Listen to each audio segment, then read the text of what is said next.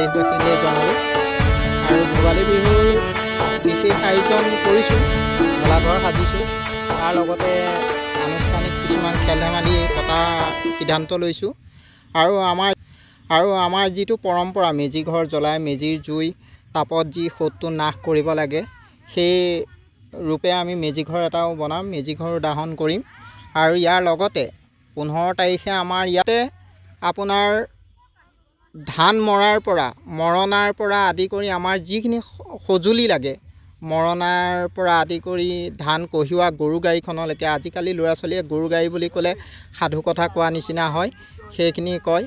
গতিকে সেই গোটেইখিনি আনিব বিচাৰিছোঁ, যাতে আমাৰ আগৰ প্ৰজন্মখিনিয়ে কৰি অহা কামখিনি যিখিনি লুপ্ত হৈ গৈছে, সৰু সৰু ল'ৰা ছোৱালীৰ পৰা হেৰাই গৈছে, বুজি নাপায়, ককা আইতাকক সোধে সেই প্ৰশ্নবিলাক, সেই প্ৰশ্ন নুসোধাকৈ আমি ইয়াত উত্থাপন কৰি যাতে তেওঁলোকক প্ৰদৰ্শনী হিচাপে দেখুৱাব পাৰোঁ, তাৰ হেঁপাহ প্ৰয়াস কৰিছোঁ। আৰু সিদ্ধান্তও লৈছোঁ যাতে সমূহ ৰাইজক এনেকুৱা এটা দৃষ্টি আকৰ্ষণ কৰিব পাৰোঁ।